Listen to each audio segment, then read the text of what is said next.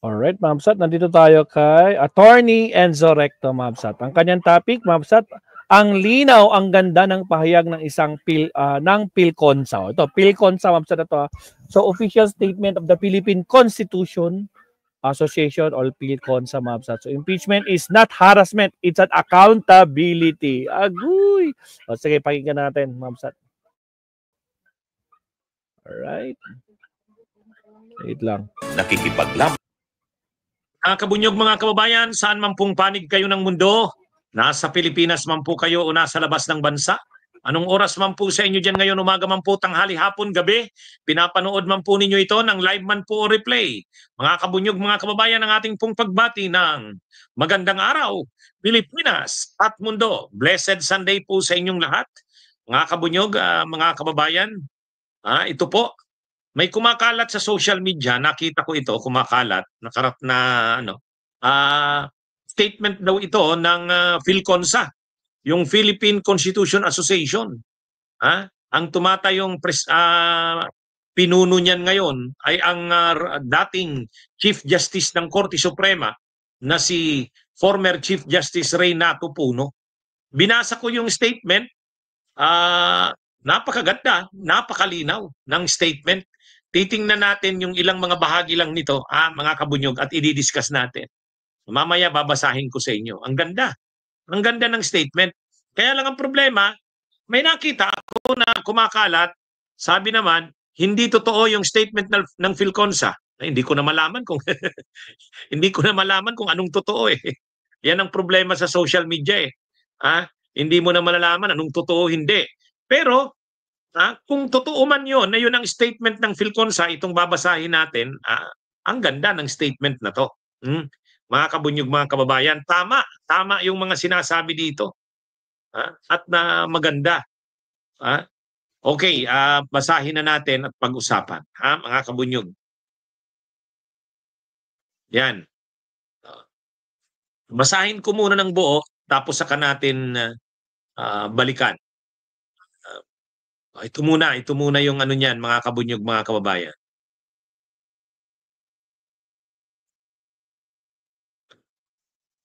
Okay, official statement,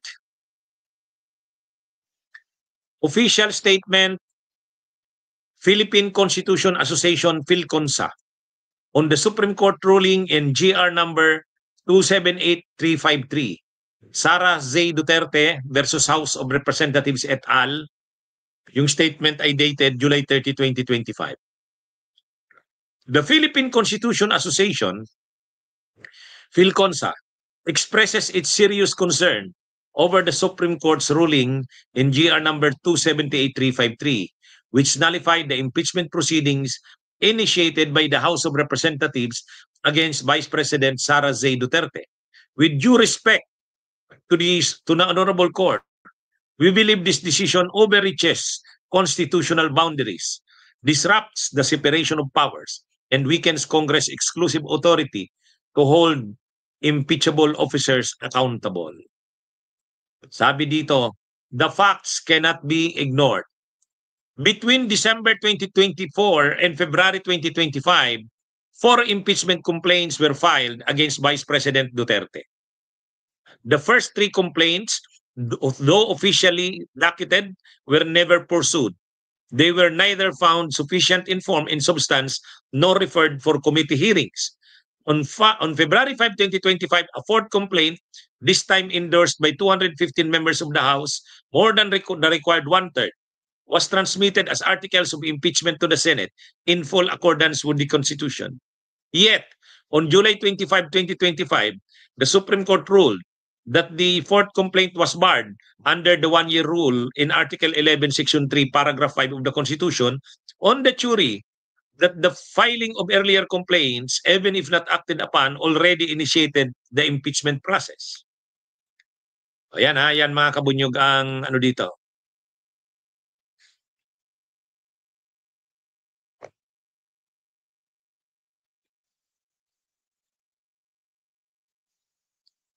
This interpretation, ayan mga kabunyog, this interpretation is constitutionally flawed Philconsa respectfully but firmly disagrees with this interpretation. The one-year bar rule was designed to prevent harassment through repeated impeachment proceedings, not to protect impeachable officers from ever facing trial by allowing them to take cover behind mere filings. As the court itself held in Francisco versus House of Representatives, impeachment is only deemed initiated after the complaint is found sufficient in form and substance and referred to the Committee on Justice.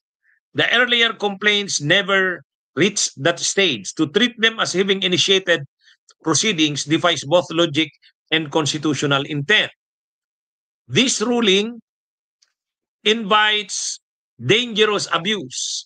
It opens the door for impeachable officials or their allies to deliberately file weak or premature complaints to consume the one-year window and block any real effort of accountability.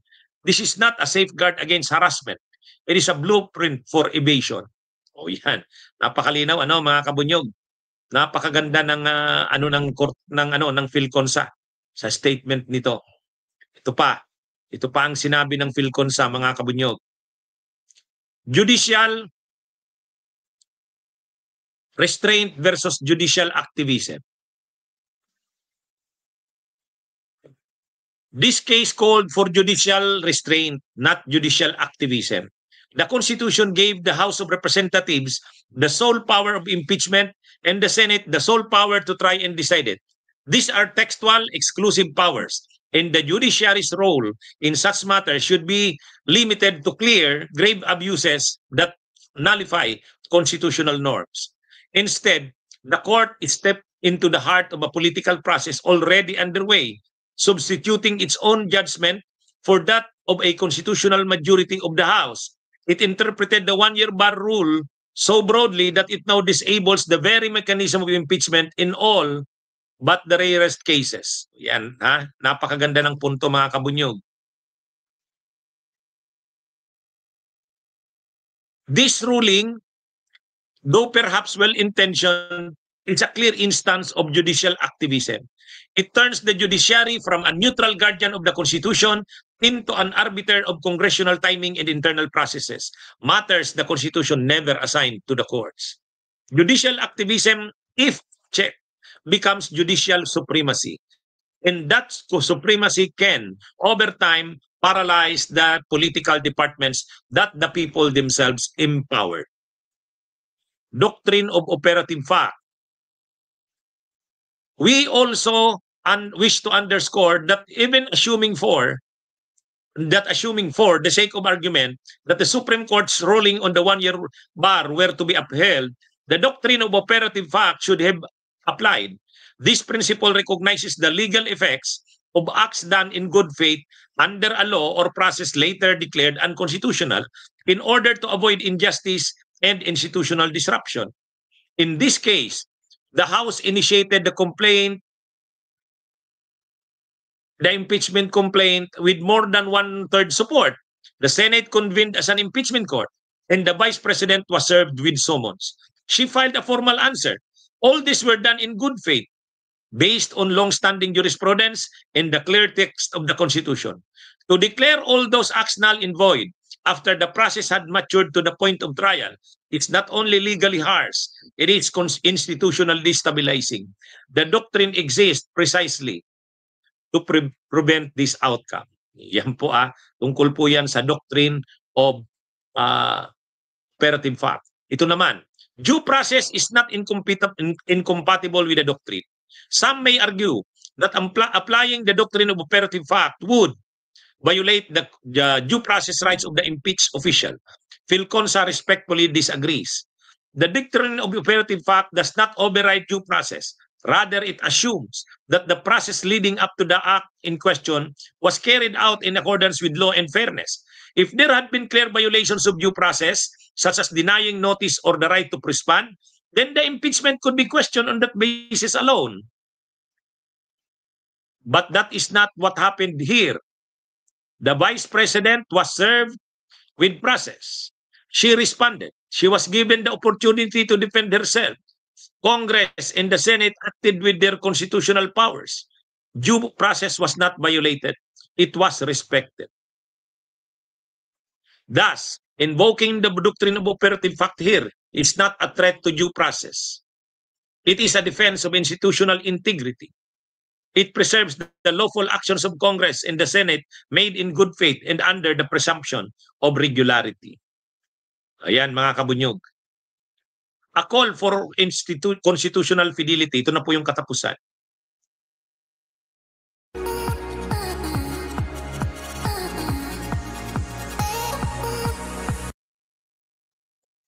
The PhilConsa thus makes the following respectful but resolute appeal.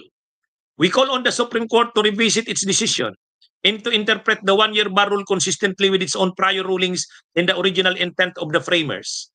We urge the Senate as the impeachment court to assert its institutional mandate and proceed with the impeachment trial as constitutionally required.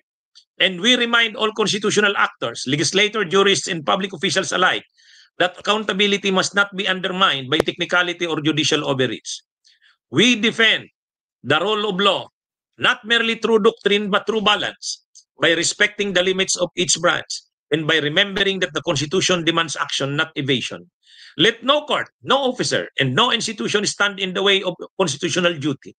Impeachment is not harassment. It is accountability. And accountability is the cornerstone of the Republic.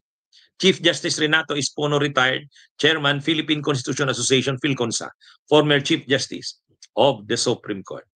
O yan mga kabunyog, mga kababayan, ang kumpletong text ng statement. Anong masasabi nyo?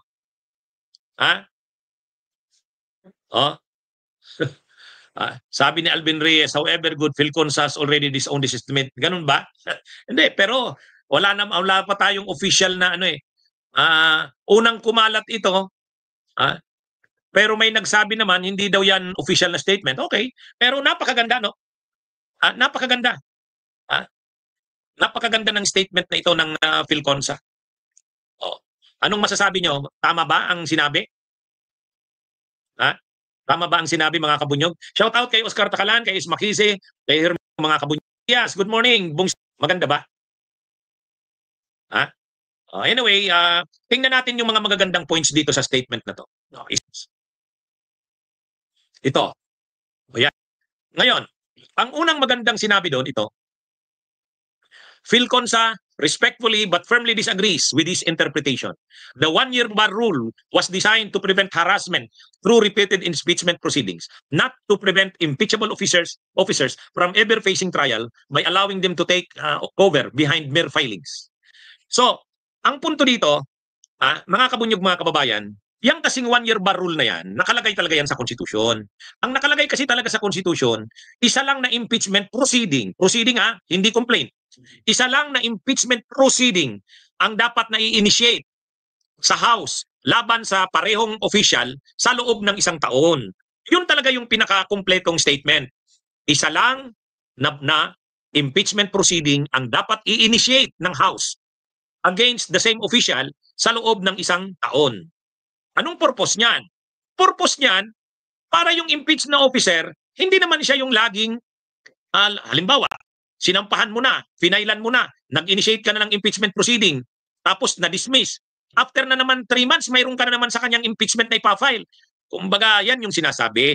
Huwag ganon. Kasi, ang tawag dyan, one-year bar rule. Ngayon, doon sa case ng Francisco, yan yung prevailing na ruling bago itong desisyon ng House ay ng Supreme Court dito kay Lunin. Sa Francisco, nangyari dyan, si Davide yung inimpeach. Ngayon, June 2003, inimpeach si Davide. Inimpeach si Davide. Ngayon, pagka-file sa House of Representatives, naipasa sa Justice Committee. Nagkaroon ng hearing ang Justice Committee. June final, yung impeachment case laban kay Justice Davide. Pagdating ng August sa Justice Committee, na-dismiss ito. Na-dismiss. Yan yung nangyari dyan sa Francisco ruling. Nang October, may mga kongresista na naman. Kasi mga ni ERAP yun mga tao ni ERAP. Finailan na naman ng impeachment proceeding si Davide. So ang sabi ng Korte Suprema dyan, hindi na pwede kasi one-year bar rule na. Kumbaga, nag-file na ng impeachment noong June, nakarating sa Justice Committee, na-dismiss sa Justice Committee, tapos October mayroon naman panibagong pinail na impeachment. Kumbaga, violated na yung 1-year bar rule. Ibig sabihin, yung Francisco ruling doon, tama yun. Tama yun. Doon, maganda yung intensyon ng desisyon ng Korte Suprema. Ibig sabihin, tamang application yun ng 1-year bar rule. Si Davide, final na at nag-initiate na ang House ng impeachment. Bakit nasabing nag-initiate? Nakarating na sa Justice Committee. Na-dismiss na. Final noong June 2003. Nakarating sa Justice Committee. Na-dismiss noong August. Tapos may panibago na naman ng impeachment. October. So ang sabi ng Korte Suprema, hindi na pwede yan. Violation na sa 1-year bar rule. Oh. Yun yung tamang application. Yan yung tamang application ng 1-year bar rule. Dito sa case ni Sara Duterte, na ginawa ni Leonin, nangyari, naprotektahan si Sara. Yun lang. Ang sabi ng Korte Suprema, kahit naman hindi nakarating sa Justice Committee, itong impeachment ni Sara, dahil na-archive na daw yung 3 impeachment complaints, mag-i-implement, ng 1-year bar rule. Yan yung medyo problema dito sa ruling na ito. Ito yung sinasabi sa PhilConsa na PhilConsa respectfully but firmly disagrees with this interpretation. Yung interpretation na gano'n, na kahit hindi nakarating sa Justice Committee, pwede na daw magti-trigger na daw ng 1-year bar rule. Sabi ng PhilConsa, the 1-year bar rule was designed to prevent harassment through repeated impeachment proceedings. It was not designed to protect impeachable officers from ever-praising trial by allowing them to take cover behind mere filings.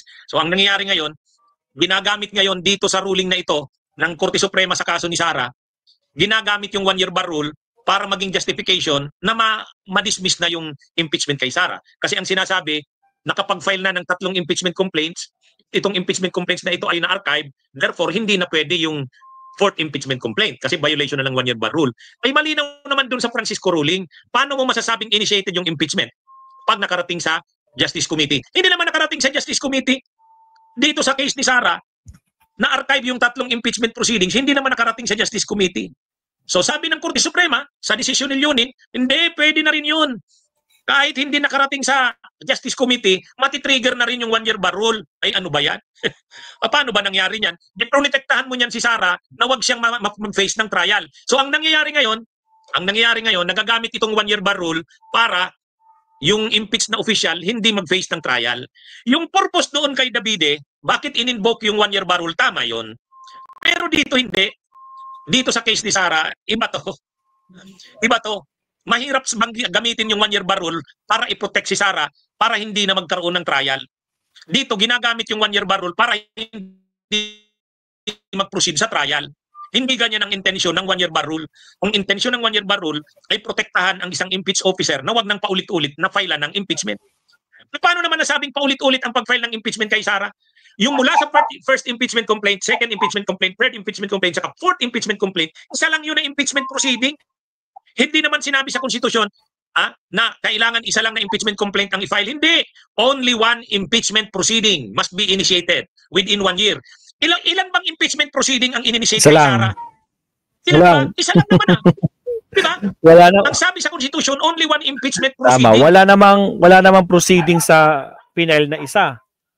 Pati yung final na pangalawa, wala namang proceedings na nangyari, walang naging trial proceedings. Ang trial proceedings na nangyari, yung nag-convince sila, yung pang-apat. So yun lang. Hindi complaints. Ang linaw-linaw, no? Kaya yung interpretation na ito ng konstitusyon sa ilalim ng desisyon ni Leonin, medyo mapoprotektahan ito ang mga impeached officials. Di ba? Nakuha niyo mga kabunyog, mga kababayan? Di ba ang ganda ng ganung discussion? Ang sabi sa konstitusyon, 1 impeachment proceeding. Pwede ba yung nangyari na yan kay Sara? Isa lang naman yan na impeachment proceeding.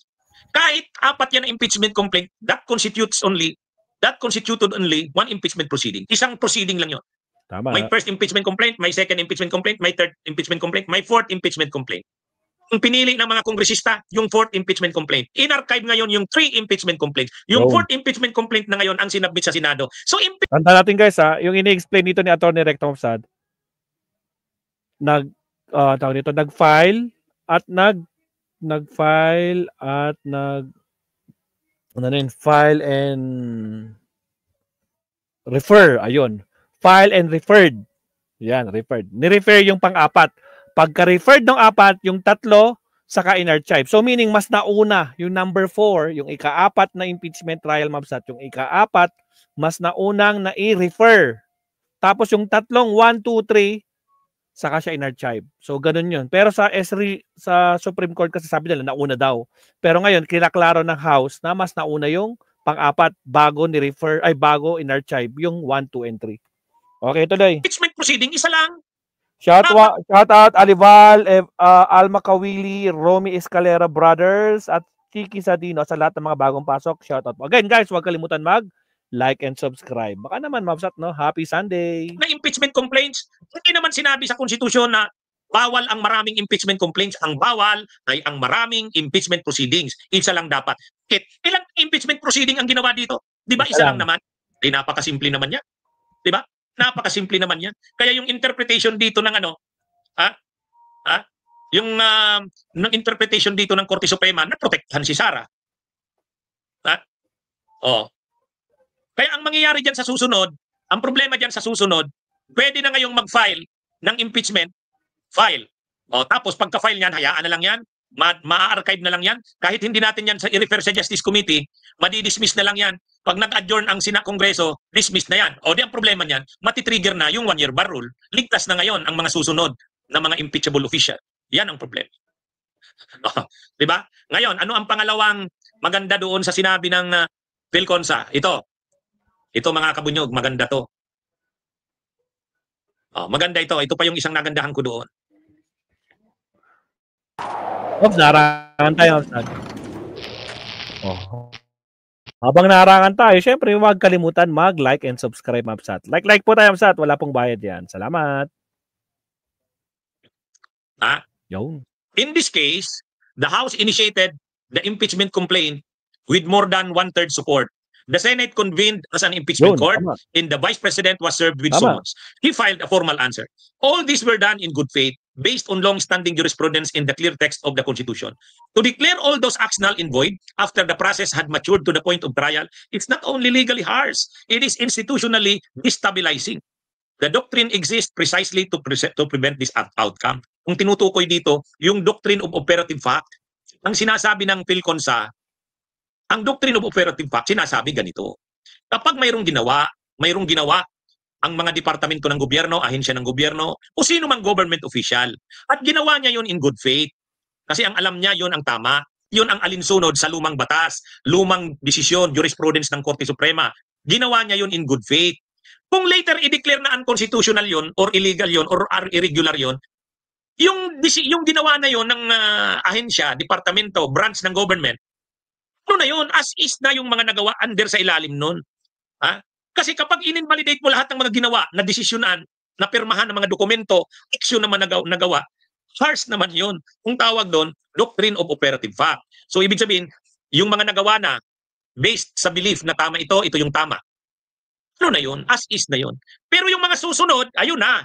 Sa susunod, hindi na. Kasi pag hindi mo sinunod yung ano na yun, doctrine na yun, or yung desisyon na yun, sa susunod, pwede ka nang makasuhan ka na dyan. Pero ito hindi naman. Ang sabi dito sa case na ito, nagdesisyon ang House. Dinaan sa proseso ng House, nag-initiate sila ng impeachment. Pinirmahan ng 1/3. Tapos nakarating sa Senado. Nag-convene na rin ang Senado, nakapanumpa na. Tapos sinumon ang Vice President, sumagot. Nag-file ng formal answer. Ganito na yung prosesong pinagdaanan. Tapos biglang-bigla maglalabas ang desisyon ng Korte Suprema. Sasabihin ng Korte Suprema na mali ang lahat ng yan. All those acts, null and void. Samantalang the process had already matured to the point of trial. So yung ganong ginawa ng Korte Suprema is not only legally harsh, it is institutionally destabilizing. Yan yung ano dito. Kumbaga, kaya nga sabi ni Adolf Ascona, unfair. Unfair. Yan yung ano ito mga kabunyog, mga kababayan. Kaya sabi diyan sa ano na yan ng Philconsa, napakaganda eh. I-presume naman natin na regular yung ginawa ng House. I-presume natin na yung process na dinaanan, ginawa nila in good faith. Sinunod nila yung lumang ruling eh. Sinunod nila ang lumang ruling. Kasi yun naman talaga ang ruling pa. Ruling ngayon kay Leonin, bago ito. Hindi pa naman ito dapat gamitin kasi bago ito eh. Di ba? Oh,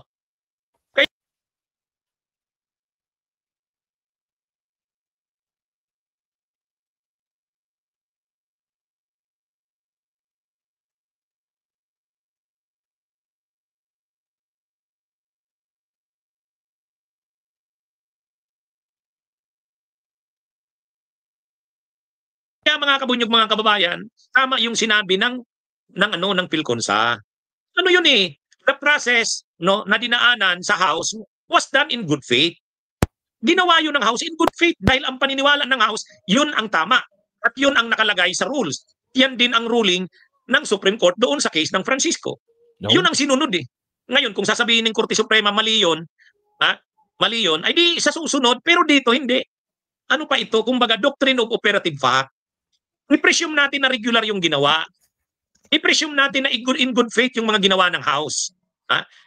Ano ito eh? Kumbaga, napaka-unfair. Ha? Oh, kaya mga napakaganda nung sinabi ng PhilConsa. Yung ganung point nila na legally, it was legally harsh. Masyadong harsh naman. Unfair nga ang term ni Adolf Ascuna. Kaya ano ito, to declare all those acts ng House null and void after the process had matured to the point of trial, medyo legally harsh yan. Saka institutionally destabilizing. Kasi kapag ganun, ano na pala, wala nang, mag-aalangan na ang bawat opisina ng gobyerno, departamento ng gobyerno. Kasi baka i-declare ng Korte Suprema na unconstitutional. Ang dapat kasi, gawin mo yung sa tingin mong tama.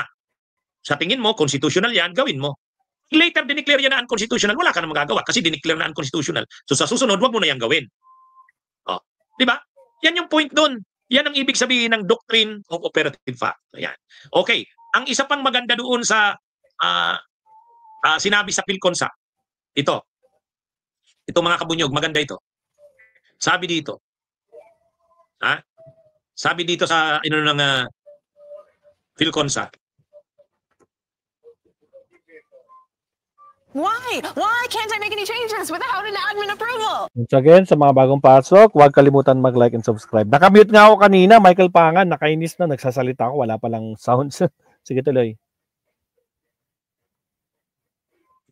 This ruling, though perhaps well-intentioned, is a clear instance of judicial activism. Yun! It turns Judicial activism. Activism talaga, mga Nako po, bakit? the judiciary from a neutral guardian of the Constitution into an arbiter of congressional timing and internal processes. Matters the Constitution never assigned to the courts. Ito na yung issue ng judicial restraint at saka judicial activism. So may dalawang concepts, mga kabunyog. Judicial restraint saka judicial activism. So ano ba ang ibig sabihin ng judicial restraint? Ang judicial restraint, nagpipigil ang Korte Suprema. Nagpipigil. Bakit siya nagpipigil o nagre-restrain? Kasi alam niya, unang-una, may co-equal na branches. Executive, Legislative, Judiciary. Alam niya yan. Co-equal yan ang mga branches ng gobyerno. Pangalawa, kung powers ng impeachment ay nasa Congress. Napakalinaw niya. Sa kanila binigay yan. Paano sinabi yan? The House of Representatives shall have the exclusive power to initiate impeachment proceedings. O yan, exclusive to initiate. Ito namang Senate, the Senate shall have the sole power to try and decide. Kumbaga, yung sole na power to try and decide sa trial ng impeachment nasa Senate. So napakalinaw nun. Exclusive and sole ang power ng impeachment nasa House, ang initiation, nasa Senate ang trial. So dapat irespeto ng Korte Suprema yan. Huwag siyang makikialam diyan kasi nakalagay yan sa Constitution eh. So dapat kailangan dito judicial restraint. Pagpipigil. Kahit nakikita na ng Korte Suprema na may mali, kahit nakikita niya ng may mali sa tingin niya, wag siyang mag-intervene. Wag nag-intervene siya kaagad, na siya, ang tawag na doon, judicial activism. So ang issue dito, judicial restraint versus judicial activism. Ngayon ang tanong, saan nangyayari bang ito sa impeachment na ito? Kailangan na ba ng judicial activism o kailangan pa rin ng judicial restraint? Naniniwala ang PhilConsa, ako rin naniniwala ako. Ang dapat ng ginawa ng Korte Suprema doon, judicial restraint. Bakit? Wala pa namang malalang wala pa namang, hindi pa naman magulo ang Actually, gumugulong naman yung proseso eh. Gumugulong naman ang proseso. Dapat hinayaan ng Korte Suprema na gumulong yung impeachment. Pagkatapos ng impeachment proceedings, lahat, trial hanggang sa matapos, may hindi kumbinsido sa naging desisyon, tapos lumapit sa Korte Suprema, then, diyan na yung power ng judicial review. Ibig sabihin, gamitin na ngayon ng konstitusyon ng power ng Korte Suprema yung power niya. Siya na ngayon ang maglilinaw. Ano ba talaga ang tama? Iyan na yun. Pero sa simula, wag muna. Lalo na't nasa kalagitnaan na. Kaya ang nangyari, ang ginagawa dito ng Korte Suprema, judicial overreach, naging siyang judicial activist.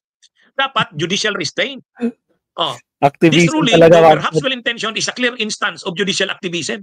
It turns the judiciary from a neutral guardian of the Constitution into an arbiter of congressional timing and internal processes. Matters the Constitution never assigned to the courts. Kaya nga internal processes. Ang impeachment proceedings, internal yan. Kung pag-i-initiate yan, internal yan sa House. Kung pag-initiate ng trial, internal yan sa Senate. Huwag makikialam ang Korte Suprema sa mga internal matters na yan. Di ba? Kaya ito mga kabunyog, mga kababayan, ano ito? Kumbaga, yung judicial activism, bihira yang gagamitin ng Korte Suprema. Sana mga rare na cases niya yan gagamitin. Dito, ginamit niya eh. Ginamit niya. Totoo, may power siya ng judicial review. Pero, dapat nga, judicial restraint. Huwag siyang mag-i-interfere. Hayaan niya lang. Ngayon, magsisimula na sana ang trial July 29. July 25, nilabas niya yung decision. Wala na. Nagkakagulo na ngayon. Yan ang resulta ng judicial activism. Di ba? Yan mga kabunyog. Yan ang pinapaliwanag doon sa desisyon sa sinabi ng PhilConsa. Okay? So ano ngayon ang conclusion diyan? Ito yung conclusion. Ito yung dapat gawin. Ito yung dapat gawin. I-call for constitutional fidelity. Maging loyal tayo sa Constitution. PhilConsa thus makes the following respectful but resolute appeal. 1. We call on the Supreme Court to revisit its decision and to interpret the one-year bar rule consistently with its own prior rulings in the original intent of the framers. Yan yun. Kaya nga may motion for reconsideration ng House. Nag-motion for reconsideration na yung grupo nila Laila de Lima, ay yung Akbayan. Yung first na nag-initiate ng impeachment complaint, nag-file na sila ng MR. So dapat, pag-isipan ito ng Korte Suprema. I-revisit ang decision. Motion for reconsideration. Pakinggan yun. At sabi pa nga ni former Chief Justice Artemio Panganiban, mas maganda mag-hold ng oral arguments. Mag-hold ng oral arguments. Mga kababayan, para mapakinggan talaga ang mga parties. Mag-hold ng oral arguments. Sabi pa nga ni retired Associate Justice Adolf Ascona, willing siyang maging amicus curiae. Pag sinabing amicus curiae, parang friend of the court na pwedeng mag-appear doon sa oral argument para mag-share ng kanyang thoughts and ideas. Pwede yun. Hindi yung binilisan na ng Korte Suprema yung pagdidesisyon. Bakit masyadong nagmamadali? Bakit nagmamadali? Yun. So pangalawa, we urge the Senate as the impeachment court to assert its institutional mandate and proceed with the impeachment trial as constitutionally required. Yun. Kumbaga, ito na yung stand nila, Kiko, ni Bam, ni Risa, ni Tito Soto, yung pinapaikot nilang resolution na while na nire-respeto yung desisyon ng Korte Suprema, i-assert din ng Senado yung kanilang institution. Mawala yung sounds. Ay, naghang. Bakit nga eh? Bakit naghang? Wala ako internet? Wala ba ako internet? Bakit nga eh? Patapos na kung kailan patapos na Wait lang, mabsat Naku, wala yata ako internet Constitutional mandate. Yun. Kasi ang pag-proceed ang trial nasa mandato yan ng Senado eh. So proceed with its mandate as constitutionally required. Kasi yun ang nakalagay sa Constitution. And we remind all constitutional actors, legislators, jurists, that accountability must not be undermined by technicality or judicial overreach. Oo, kinakailangan kasi yung mga technicalities na yan, dapat hindi yan mangibabaw kaysa sa pagdemand ng accountability. Ang purpose ng impeachment ay to demand accountability. Kaya nga Article 11 yan accountability of public officers. Yung mga technicalities na yan, hindi dapat mangibabaw yan. Imagine niyo yung napaka-importanting demand ng mamamayang Pilipino na mapanagot si Sara Duterte, papatayin mo lang dahil dun sa mga one-year barrel na yun. Di ba? Salamat, attorney. Dahil lang dun sa issue ng mga one-year barrel na yun, yung state, yung pagdidemand ng taong bayan ng accountability, papatayin. Hindi. Dapat mangibabaw yung pagdidemand natin ng accountability. Yung mga one-year barrel na yan, dapat nakapailalim lang yan sa ano bang pinahahalagahan ng konstitusyon? Pagpapanagot sa mga opisyal na dapat managot. Yan yun. Sa gagawin na ito, mawawala na yun. Ang impeachment ay hindi harassment kay Sara. Ito rin kasi yung maling frame of mind or thinking. Ang sinasabi kasi nila, inaapi daw si Sara dito. Hindi! Hindi inaapi si Sara dito.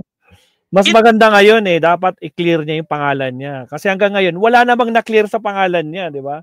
Siya pa din yun. Siya pa din yung inaaskosa doon sa mga anomalya like Mary Grace Piat. Lahat-lahat yun, walang nawala. Akala ng mga DDS, panalo na sila. Absuelto na. Anak ng kamote, oo talaga. Utak ng mga garapata, di ba Sir Tony? Putragis. O sige tuloy. In fact, ang impeachment ay pagbibigay sa kanya ng due process. Tama. Di ba? Kailangan malaman ng taong bayan ano ang totoo. Accountability. Bakit papatayin mo yung accountability pagpapanagot sa isang opisyal dahil lang sa mga technical rule na yan ng 1 year bar rule. Sa mga mamamayang Pilipino, ang importante mapanagot si Sara. Hindi naman ibig sabihin ng mapanagot ay makunbik siya. Hindi. Marami yung mga issue sa kanya, confidential funds at kung ano-ano pa. Dapat makita ng taong bayan yung ebidensya dyan. At mapakinggan din ang panig ni Sara. So kung nagdidiman sila ng due process, yun na, yung trial mismo ang due process. Oh. 'Di ba, mga kabunyog, mga kabayan? Agree. Ayan, mga kabunyog. Impeachment is not harassment. It is accountability.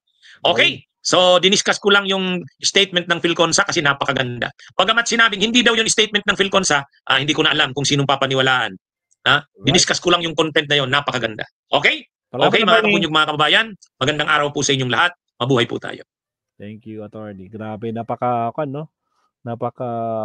overwhelming ang kanyang explanation. Basta pag si Attorney Recto nag-explain, ang ganda Enjoy tayo, Mahabsat, no?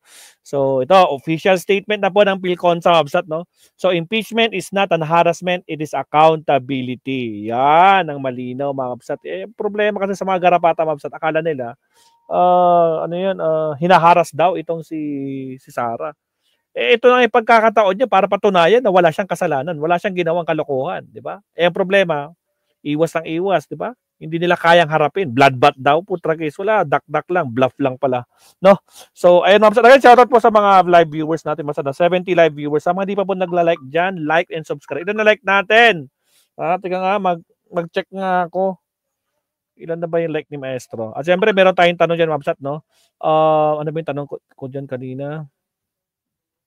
Agree ba kayo na pagbigyan ng Supreme Court ang House sa kanilang motion of reconsideration, no? So, meron tayong tanong, pakisagot na lang, mga Kabsat, right? So, next topic tayo, last topic tayo, pero bago tayo mag-last topic, huwag kalimutan mag-like and subscribe, mga Kabsat. Maraming salamat po. So, last topic tayo ngayon kasi 8:30 na, kasi marami pa ako gagawin, guys, kasi pasukan bukas. Meron kailangan akong habulin na papers. So, last topic tayo.